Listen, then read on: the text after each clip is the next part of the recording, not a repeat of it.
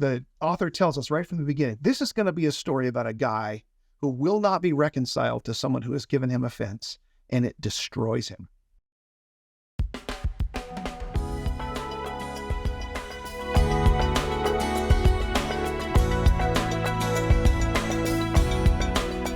Let's talk about classics because, of course, in the world of homeschooling, we always learn about the classics. You have to read the classics with your kids. And I remember when my oldest, we were just getting started in homeschooling, and she was 4.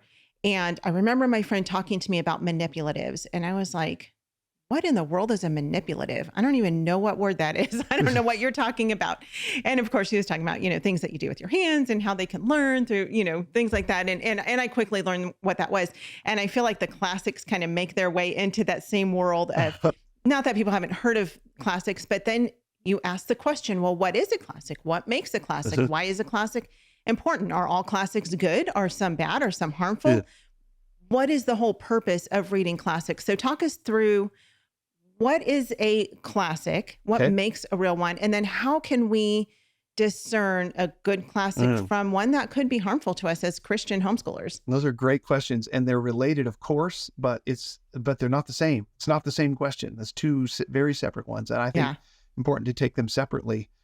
The definition of a classic is obviously a subject of much debate, but we don't really debate which books belong in the category. At least we can agree. Most thoughtful observers can agree on a list of titles that are generally considered classics. And they have a couple of things in common. The first is that the human family has been reading them for a long, long time. That's the first one. They stand the test of time, right? We are still reading Homer's Iliad. And it's not just because 8th grade English teachers require it of their students. It's because there's something about it that makes us want to read it over and over again. And so the ability of a book to be relevant for a long time is one of the key definitions of a classic. But if you go back into that question and examine it a little bit, you have to ask, why is the Iliad still relevant? Why do we read the Iliad over and over again? It's in a foreign language, about a culture that has nothing to do with our culture, about people that are strange to us in just about every way. How is it relevant?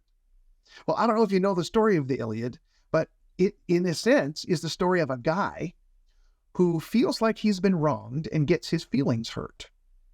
And then, when presented with the choice of whether to be reconciled with the person that had offended him and let bygones be bygones and enter back into a friendship and a relationship, or nurse the bitterness in his heart, refuse to be reconciled, and let whatever consequences come what may, he chooses the latter.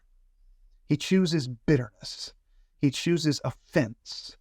And what happens, the first line of the Iliad says, "Sing, goddess of the wrath of Peleus son Achilles, and the devastation that it wreaked upon the Achaeans." The Achaeans are his own people. The Achaeans are Achilles' people.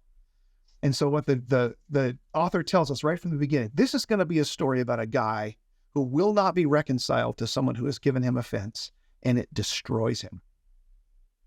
And we realize as we read the Iliad, oh, now I know why everybody reads the Iliad, because that theme, the destructive effects of bitterness when you nurse it in your heart and refuse to be reconciled, is relevant to everyone.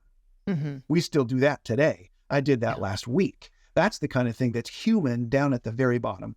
And furthermore, Homer tells that story in a compelling way that you do not soon forget. And so we come to this definition of a classic.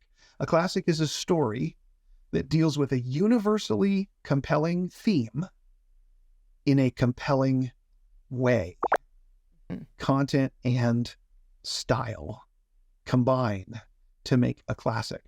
If you add to that definition one that has addressed a universally compelling theme in a compelling way for 3 centuries, right, then you have a pretty ironclad definition. But that does raise the question of, what about J.R.R. Tolkien's Lord of the Rings, for example? Does that story address universally compelling themes? I would say yes.